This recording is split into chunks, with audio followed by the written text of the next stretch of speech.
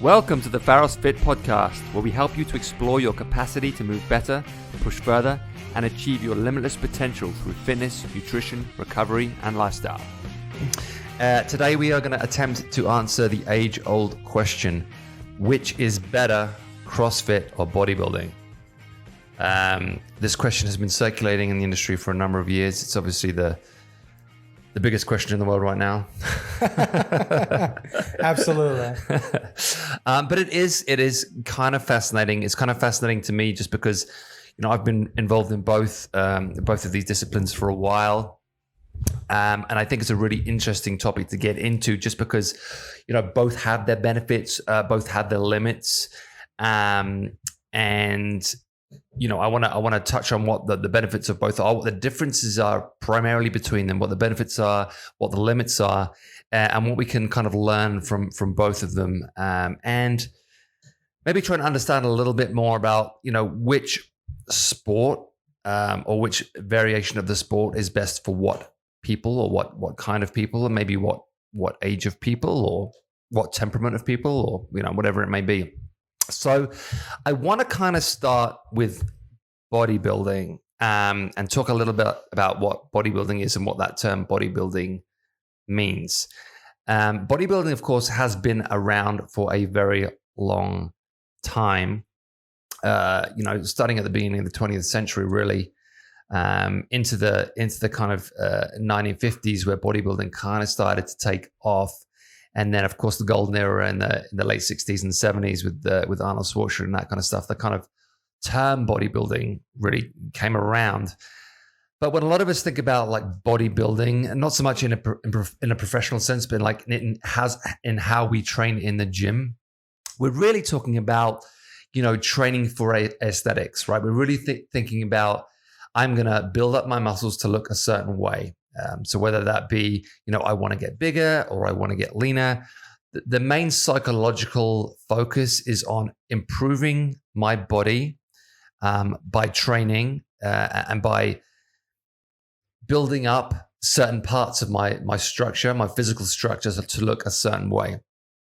And when you think about training for bodybuilding, you usually think about the week in kind of a split sense. Like, how am I going to split up my week? How am I going to divide my days between what muscle groups? So the classic, of course, is, you do chest and maybe chest and triceps on a Monday, maybe back and biceps on a Tuesday, maybe Wednesday off, maybe legs on a Thursday, maybe shoulders on a Friday, something like that.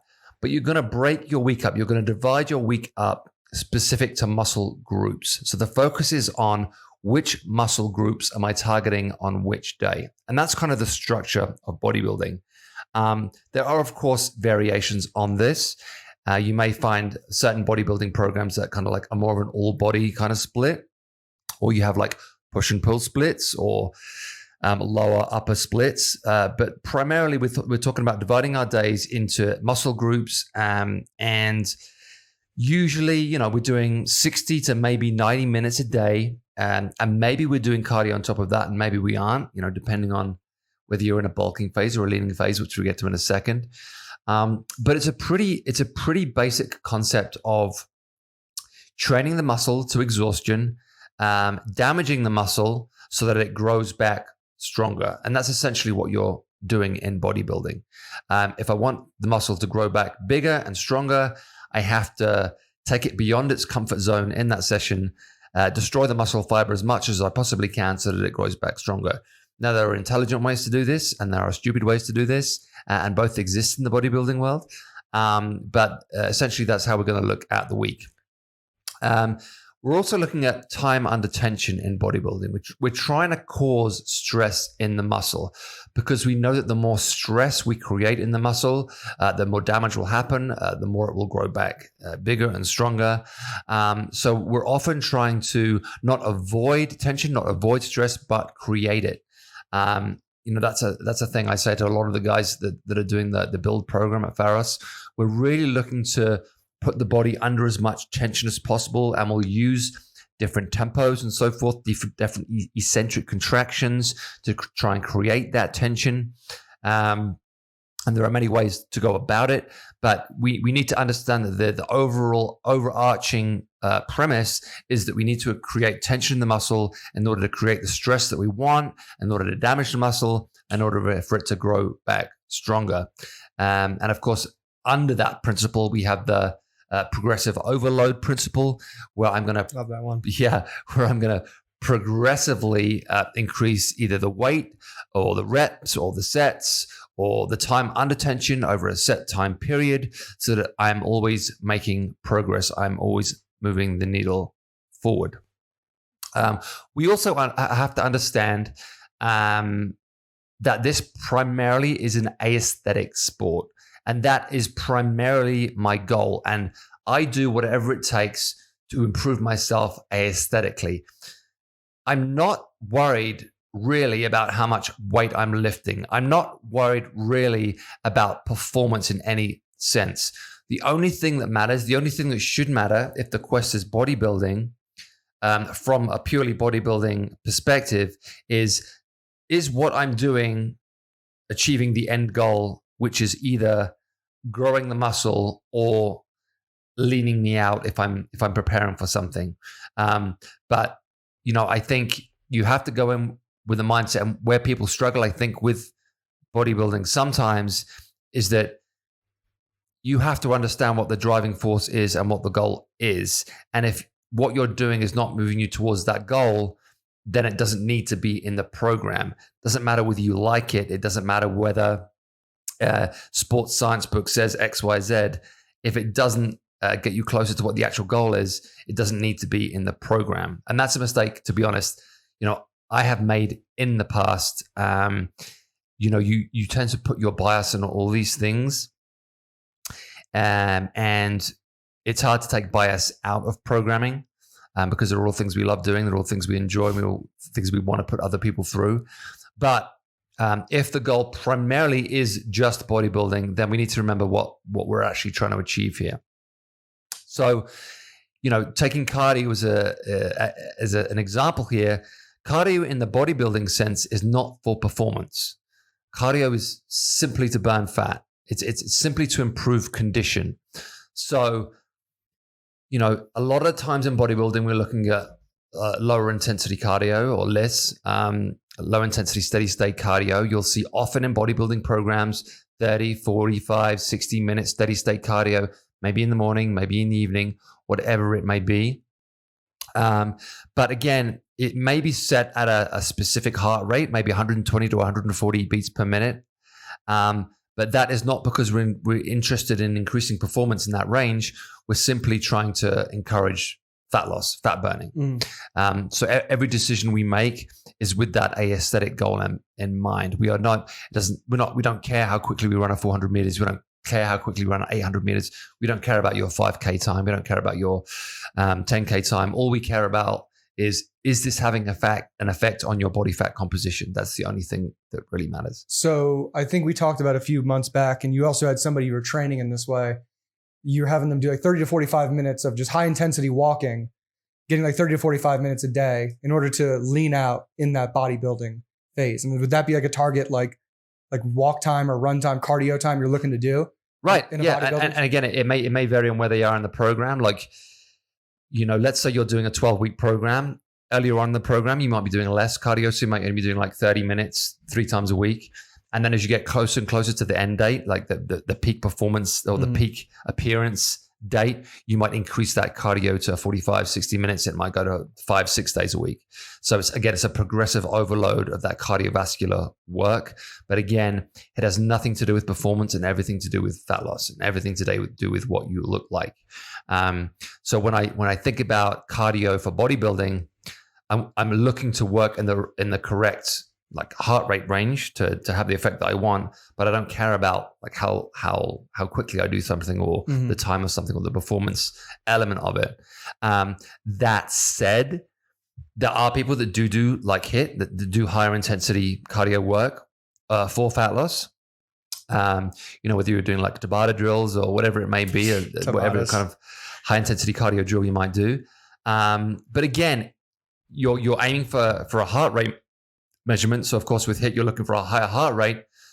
And maybe the time in which you do it, or the meter that you row, or the calories that you row, might give off a performance metric, but the end game isn't the performance. The end game is just, does this increase the fat burning process? That's for the aesthetic. For the aesthetic. That's my sole.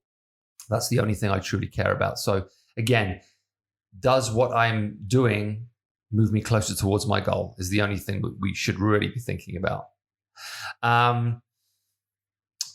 We've touched on this before, but obviously the goal is to increase either the size / shape of the muscle, or the muscle fibers.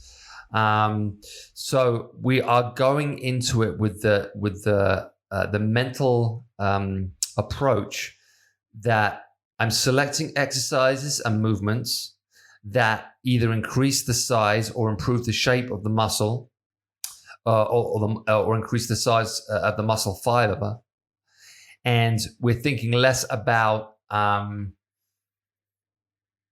does it have that, again, like a performance element, or does it have that kind of like, does it look good, or does it have full range of motion, or, things that matter in the Olympic lifting or the CrossFit world, like standards. Does it have the correct standard? Did you start in the right place, and did you finish in the right place? Did you get to that like strict lockout position and all that kind of stuff? Like, it doesn't matter in bodybuilding. Like, the only thing that matters is, does this increase the size of the muscle? Am I creating the kind of tension that I want to create? Again, is this moving the needle forward? A lot of people, when they see bodybuilders, and I like to look at this from both sides, they'll say, oh, they're not even doing the correct range of motion. Oh, that isn't a full rep. Oh, that doesn't count. Like, doesn't count for what? Like, it doesn't matter. The only thing that matters is it doing what they're trying to make it do? When you're on stage posing, or if you're in a bodybuilder, it doesn't matter. It doesn't matter. And that's something like, I see there's a lot of judgment, of course, in fitness, as there is in everything. But when CrossFitters judge bodybuilders, they're like, oh, that's not a real squat. Oh, that's not a real pull up. He didn't get his like clavicle to the bar or whatever. It's like, do you think they care? No, they don't care. They only care about the size of the muscle. So it's a really important distinction to make. In sports like Olympic lifting and in sports like CrossFit, like we just mentioned, you have standards. Like, the bar has to be in a certain place and has to finish in a certain place, and there has to be like, your bicep has to be behind your ear in a lockout, and all these kinds of things. And in bodybuilding, it just simply doesn't matter. I think a great example is the Smith machine. When you look at a Smith machine, to a CrossFit fitter, it would be like, oh my God, like I would never use a Smith machine. Oh my God, it's so unfunctional. Oh my God. And like, to a bodybuilder, it's like, yeah, but like, I can create more tension with a Smith machine than I can without it in a specific area, when I can isolate this muscle more, and I can isolate this position more. Therefore, it has value. And so again, different things will have value to different people, and you need to open your eyes to what the goal is, and not what your feelings about it are. Mm-hmm. Like, I think there's a lot of people now in the industry that like are approaching everything now from a functional point of view and thinking about like athletic movement, but they're not considering like the reason why a bodybuilder might make certain choices about certain exercises. Same thing with like a leg press. Like, it was so funny, like in a CrossFit gym 10, 15 years ago, you would never have seen a leg press, because it was like, oh my God, that's so unfunctional. And now, of course, you see them more and more, because people are saying like, well, okay, but if I have underdeveloped quads and my back is dominant in the back squat, then maybe the leg press has some value, and then maybe I should have it in my CrossFit gym. So again, to a bodybuilder, leg press is a no-brainer. Like, I'm definitely gonna have a leg press because I want to like overload the quads in this position. I can isolate more. I can create more of the tension that I'm trying to create. Therefore, I'm going to do it.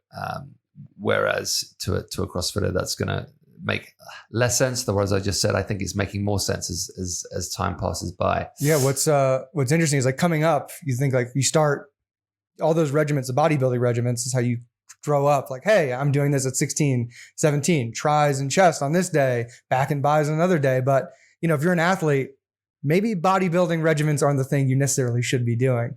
You should be adding some plyometrics in with some of those strength training exercises more along the CrossFit side. So it's like weird that the education is so mismatched of what you should be doing, what you are doing. Well, a lot of it comes back to the argument of like, what is real training?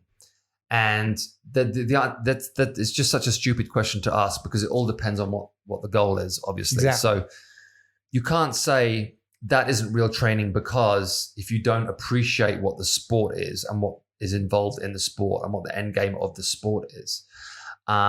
It's the same argument on the flip side with like kipping pull-ups and butterfly pull-ups. It's like people on the internet, like we internet warriors looking at CrossFit going, that's not a real pull-up. It's like, oh my God, like how many times do we have to have this argument? The girl doing 50 unbroken chest to bar pull-ups, butterfly style, I guarantee you she can do more strict pull-ups than you. I guarantee it. It doesn't mean she can't do them correctly. It's just a better version of that movement for that specific sport. So you can't take the bias that you have from your sport and put it on another sport. You have to appreciate the sport for what it is and what that sport is trying to achieve.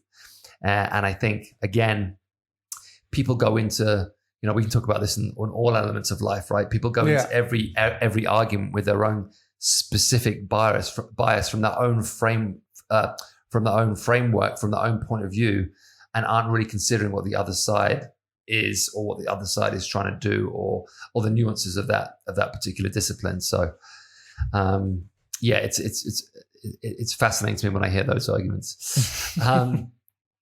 We can also think about bodybuilding, both from a training perspective and a nutritional perspective, as kind of like a bulking, leaning operation. If you look at the way these kind of programs are created, often there'll be a bulking phase followed by a leaning phase. So maybe it might be an 8-week bulk and a 3, 4, sometimes 5, sometimes 6 leaning phase, depending on how much work needs to be done. So you tend to see this, like, I don't want to say yo-yo dieting, but it can certainly lead to that, where you're like, you're over consuming calories and then under consuming calories, then over consuming calories and under consuming calories. So I'm trying to bulk up, lean down, bulk up, lean down, bulk up, lean down. So that tends to be the cycle that we see in bodybuilding. That's kind of how things are laid out. So we can think about our yearly mesocycle of being, my weeks are divided into my splits, certain muscle groups on certain days. That's how I think about my training splits. And my food intake and my calories are in these waves of bulking and leaning and bulking and leaning. Get big, get small, get big, get small, get big, get small. So I'm in that kind of cyclic nutritional, continuation. So that's kind of how the bodybuilding thing kind of pans out over the year. I think when it comes to the benefits of bodybuilding, I do think of bodybuilding as more of a low risk sport, as in, I think, and of course injuries happen, but I do think because everything should be controlled, and of course this always goes back to education, how well you're trained, and whether you had a good coach who taught you how to do everything properly. But because the movements in bodybuilding are controlled, you aren't doing things for time, you aren't rushing things. I do think there is a lower risk element involved in bodybuilding, which can be of benefit at all ages. I think bodybuilding is great for improving metabolism. We always say, really, the ultimate goal is to improve metabolism. It's to consume as many nutrients as you possibly can without gaining body fat. And in order to do that, I have to have a good amount of lean mass on my body. And I create lean mass through bodybuilding techniques. Therefore, bodybuilding is great for metabolism and thus overall health.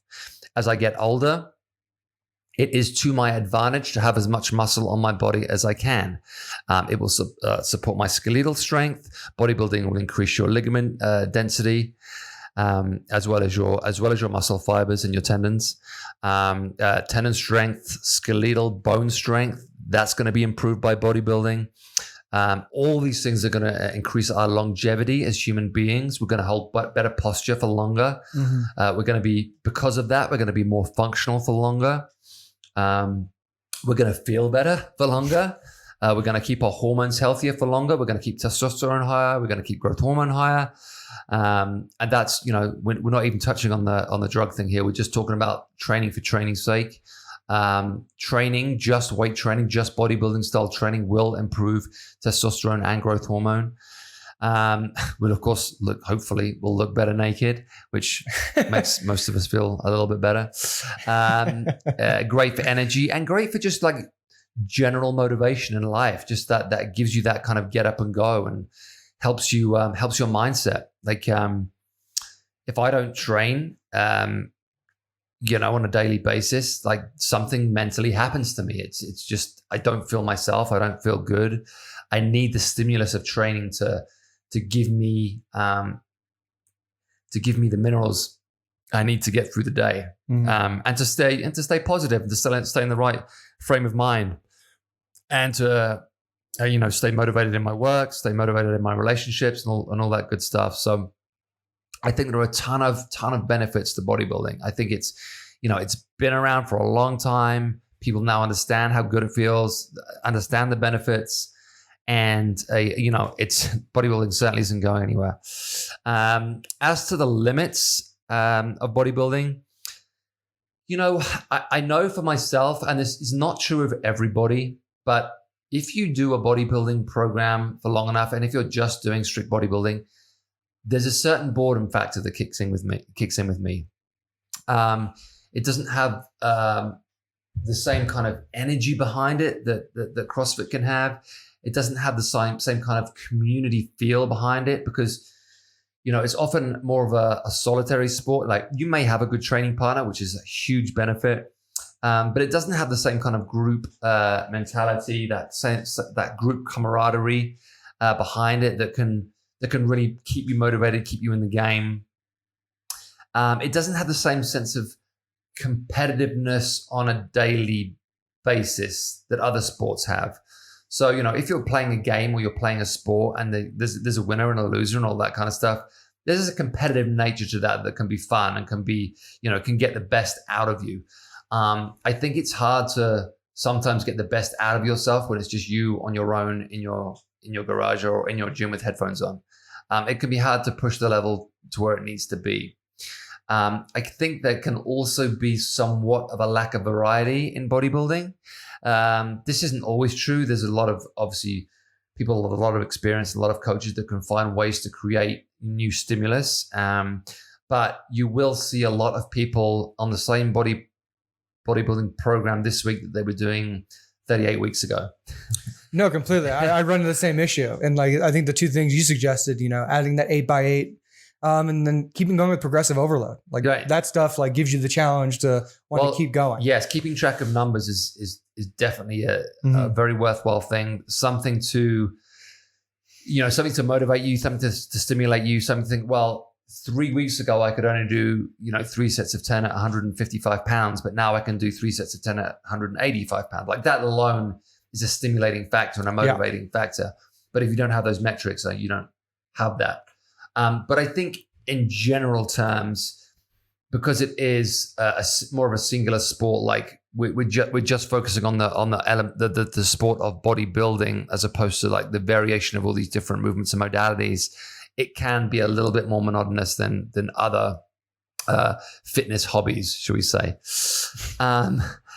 It can also be expensive, bodybuilding, to get all of the equipment that you need. Obviously, it doesn't have to be that way. You can just do bodybuilding old school with a barbell and some dumbbells, and that's absolutely fine. But I find that most people at some point want to get some bells and whistles. You want the cables and you want the different machines and all that kind of stuff. And of course, that adds up, and of course you can overcome that by joining, a relatively cheap gym. Globo gyms relatively aren't as expensive as CrossFit gyms. So that can be to your advantage, and you can find good equipment in these relatively cheap gyms. But again, with those kinds of gyms, there is definitely a motivation factor.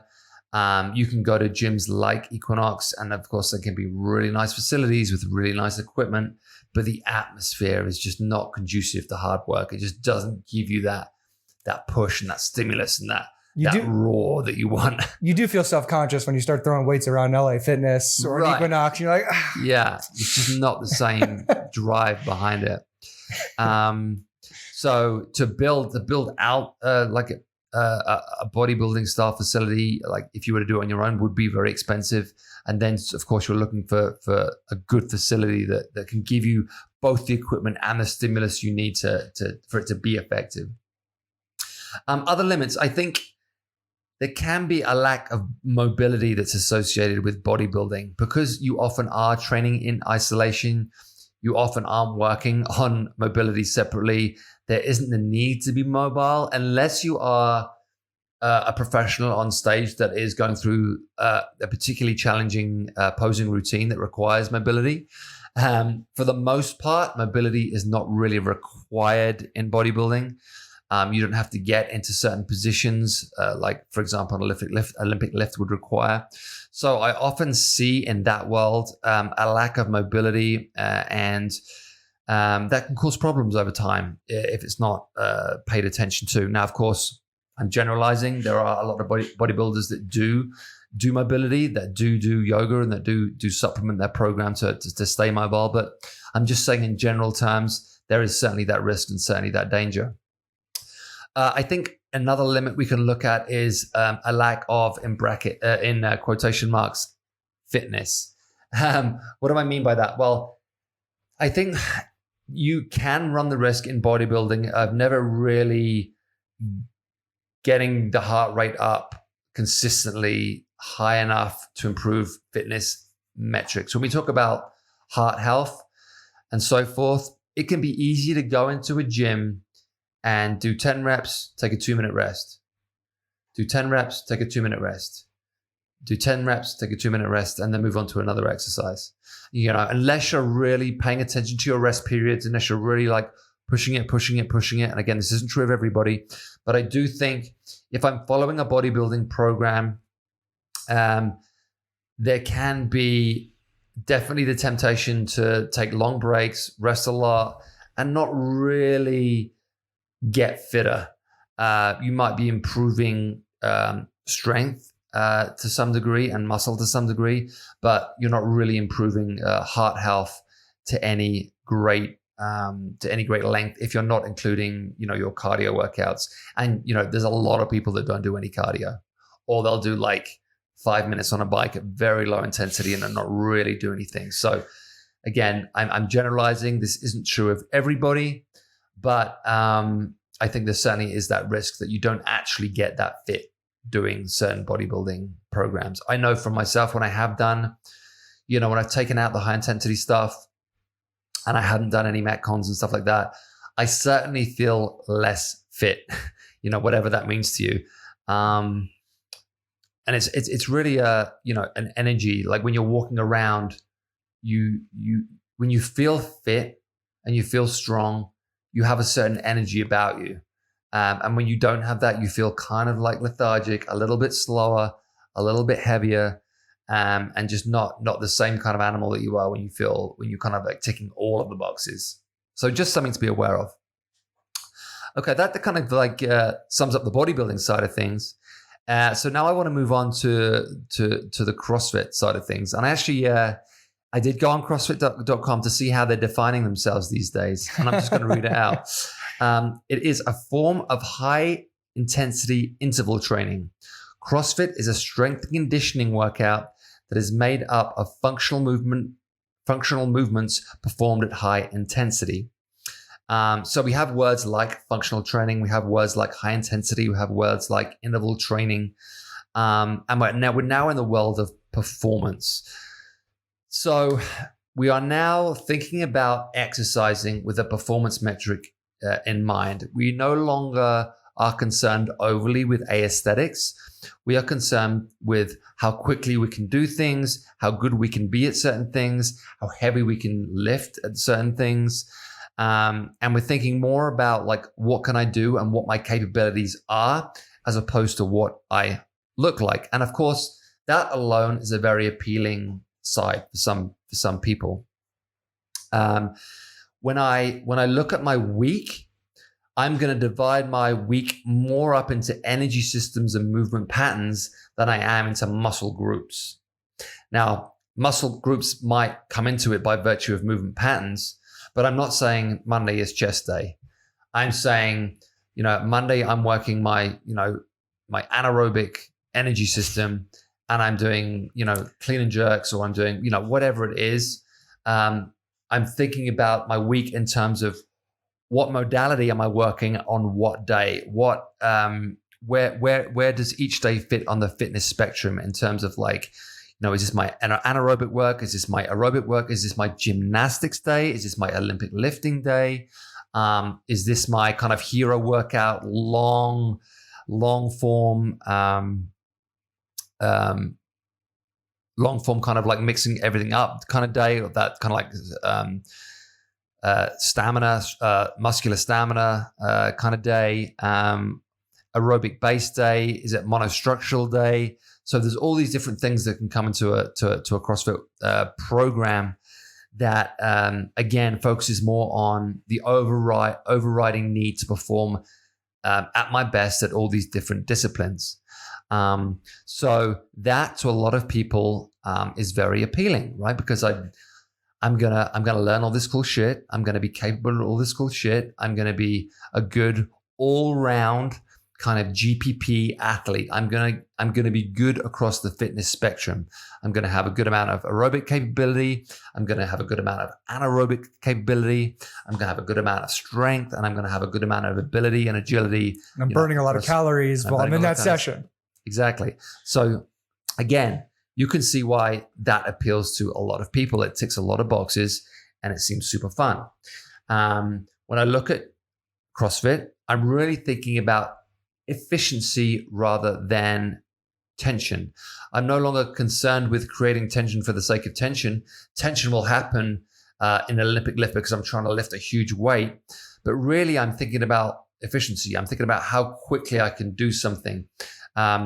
When you do an Olympic lift, or you're doing muscle ups or things like that, you're not thinking about, I want to create as much tension in this movement as I can. I want to make it fluid. I want to make it fast. I want to make it explosive. I want it to flow. So we're thinking more about efficiency than we are about tension. With this goal of performance, the aesthetic obviously takes a back seat. Now, you obviously change the way you look by virtue of the things that you do.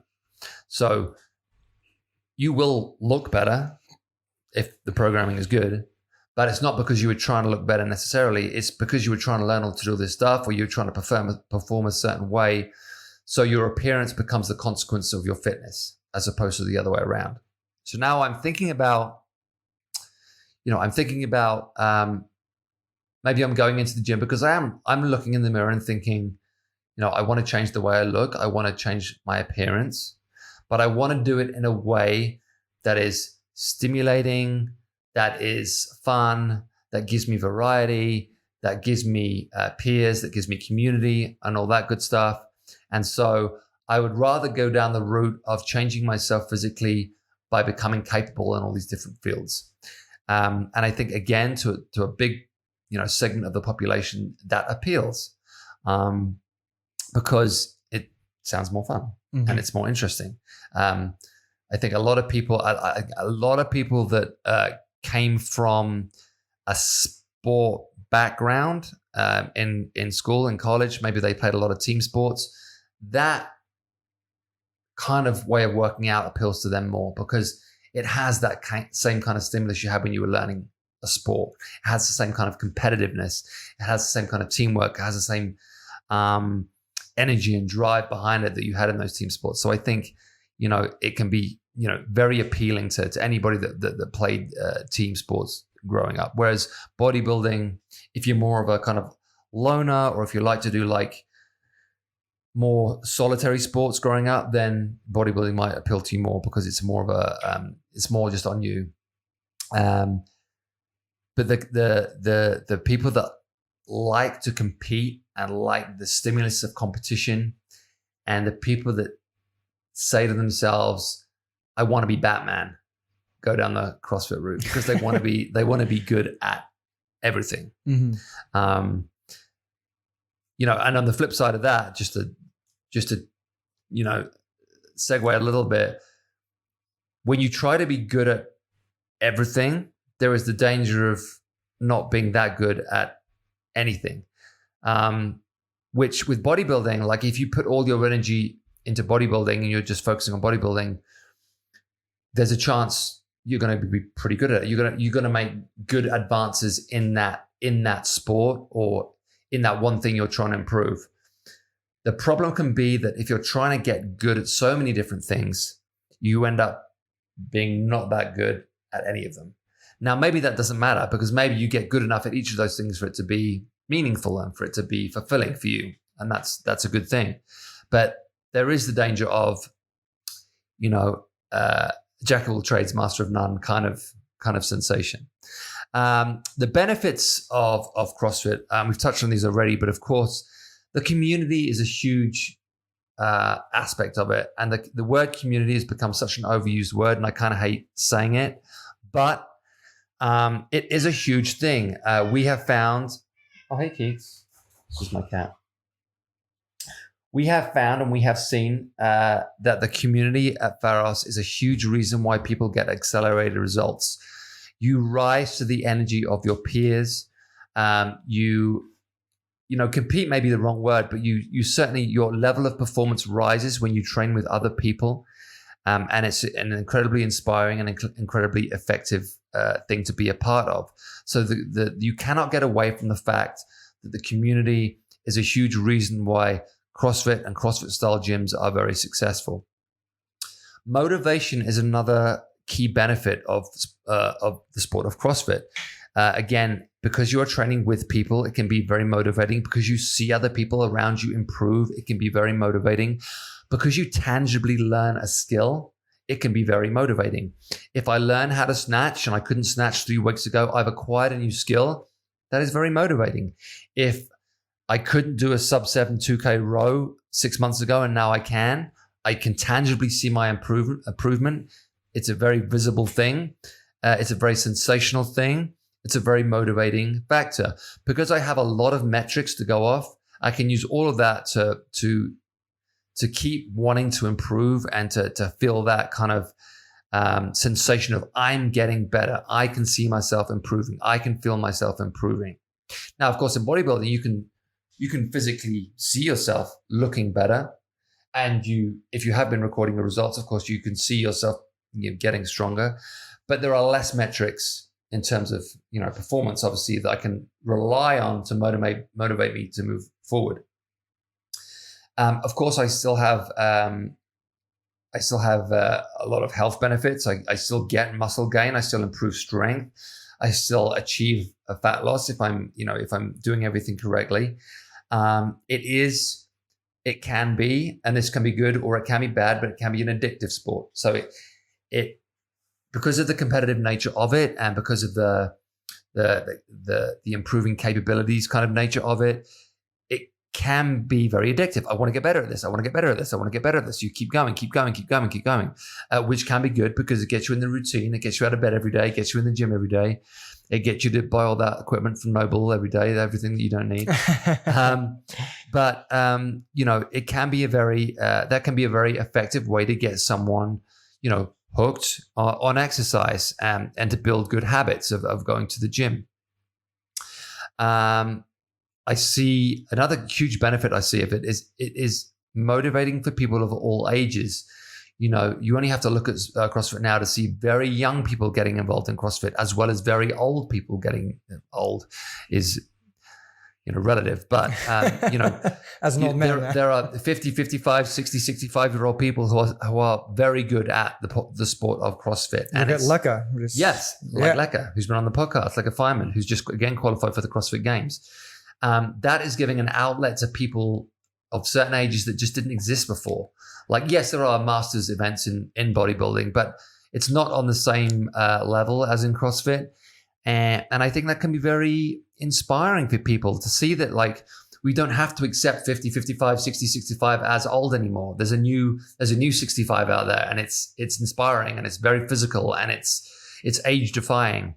And I think to a lot of people, that's a huge benefit and a huge motivating factor. Also, CrossFit really gave us the gift of the barbell back. For the longest time, with bodybuilding, people got away from the barbell. They were just using machines all the time. They got away from athletic lifting, and they stopped using so many free weights and started using more and more machines. And with CrossFit, you really saw the return of the barbell, the return of Olympic lifting, the return of those disciplines that are hugely effective and hugely beneficial that had been kind of like cast aside for a good amount of time. So, I think that's a huge benefit of the sport of CrossFit. It really did reignite a lot of people's passions for those disciplines. Now, when we think about limits in CrossFit, and again, I'm going to talk in general terms because there are people that are very good at programming CrossFit, and there are very good CrossFit boxes out there that do a great job. But if done poorly, and this is true of bodybuilding as well, but I think more so in CrossFit, there is a higher risk of injury. There is a higher, because the movements are more complicated, are more technical, there is a higher risk of doing it wrong, doing it poorly, and injuring yourself. And we do see this time and time again. And people can argue all they want about it, but it's a fact. I've seen it. It happens. It's just a nature of the sport. If you're doing high technical movements, particularly if you're doing high technical movements for time, particularly if you're doing high technical movements for time at a heavy weight, the risk of injury is going to go up. It's just common sense, and it happens. There's also the temptation to rise above where you're at more quickly because you're seeing other people around you do it. It's like, I want to do that. I want to do that. I want to do that. Your body is not ready. You are not ready. You don't have the ability yet. But because the people around you are doing it, you kind of get drawn in, and before you know it, you've torn your shoulder, or you've done something to your hip, or you've dropped a barbell on your head, whatever it may be. There is that risk there. I do see, and I think this is improving as time's gone by, but historically there has been a lot of bad programming out there, or bad execution of programming. And that comes down to the box and comes down to the coaching. But again, I think that's improving as we go. But there is definitely the risk of that. CrossFit, the problem can be it is a complicated and technical sport. So often I see, and often the problem is, you will do a 45-minute warm-up for a 5-minute workout. And that is not the most efficient use of somebody's time. If someone is coming to the gym to improve themselves physically, to get stronger, to get healthier, and they only have 1 hour a day, you have to make sure that 1 hour of the day is well spent. And like I said, if they're doing a 45-minute warm-up for a 5-minute workout, that's not an efficient use of their time. There is a time and place for learning to do snatches. There is a time and place for learning to do muscle ups.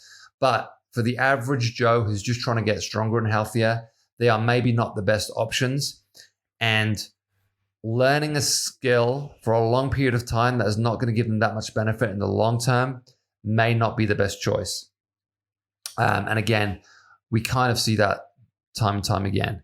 Now, of course, this all goes back to motivation. If learning that skill motivates you to get in the gym, and if not having that element to it makes you not go to the gym, then that could be the better choice. But we just have to be aware that, like, depending on what that person wants and what that person's journey is and where that person is in their life, we have to be aware of, how well is our time spent in these areas?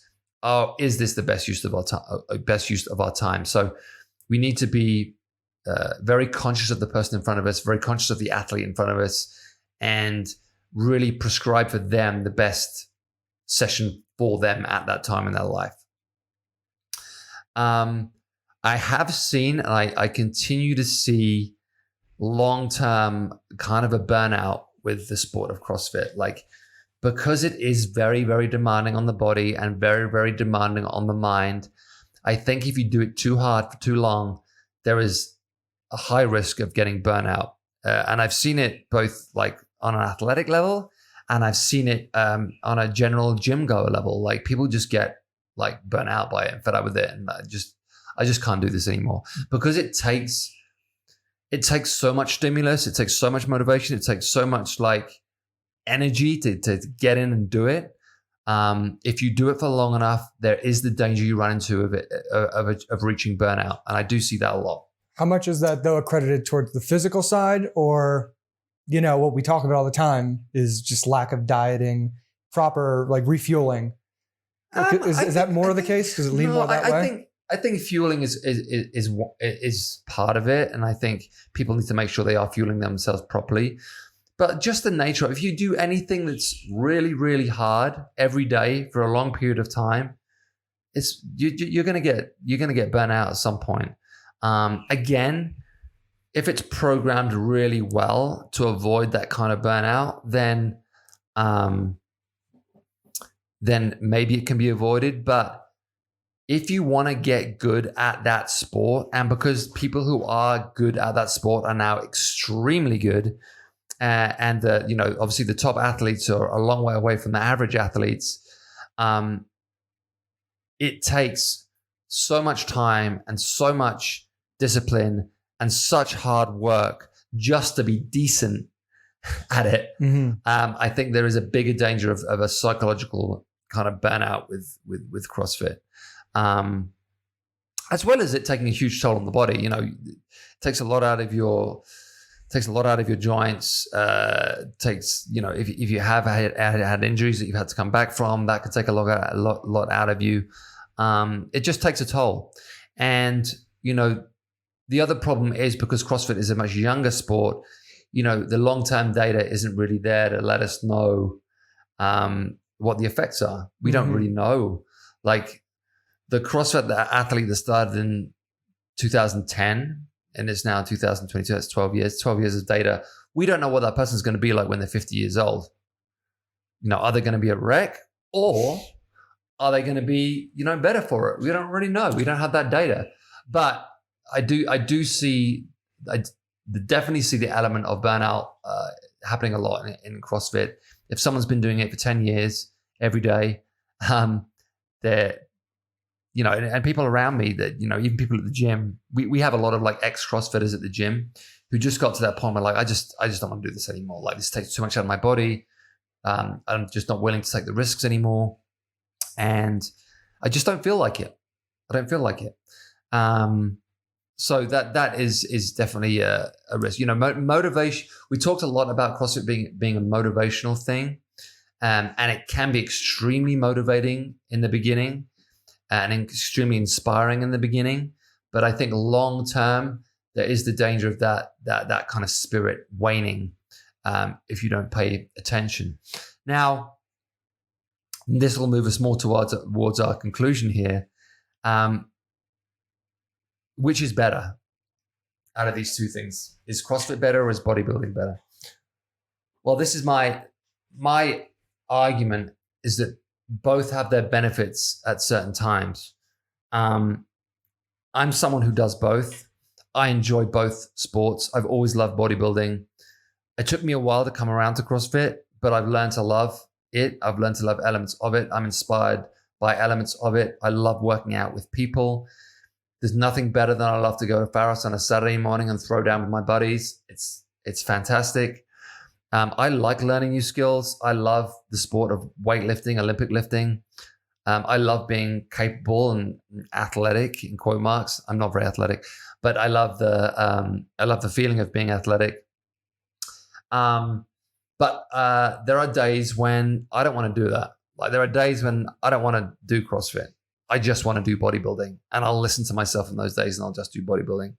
And which, this is of course why the Blvd program, you know, came around, because I recognized what CrossFit can do to people and the burnout it can have, and the frustrations with it. Like, well, I actually came in here to gain muscle, and I'm actually not gaining muscle because I'm just, you know, doing too much cardio and I'm just burnt out, whatever. So I think you can find, and it will be different for everybody, but you can find a sweet spot with these two sports. Now, I'm not saying like if you're a professional bodybuilder, you should start taking up CrossFit. But I think maybe there are elements of CrossFit that may be of benefit to you at a certain point in your bodybuilding career that may be helpful to you, whether that be the interval training style, whether that be high intensity workouts, whether that be, maybe I learn a new skill. Maybe it's a low risk skill, but maybe it's a skill that I learn. I think, and in turn, I think there's a ton of things the CrossFit community can learn from the bodybuilding community, because really and truly, there are benefits of increasing lean muscle tissue in CrossFit.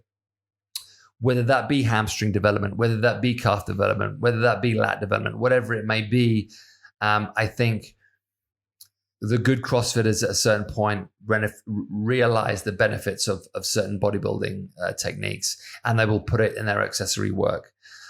So, of course, the big compound lifts and the athletic lifts and the Olympic lifts and the gymnastic stuff, that will always be the mainstay of that CrossFit world. But more and more, you see this inclusion of bodybuilding in their accessory programming, and that's a great thing, because it's an important thing, and it's a very smart thing to do.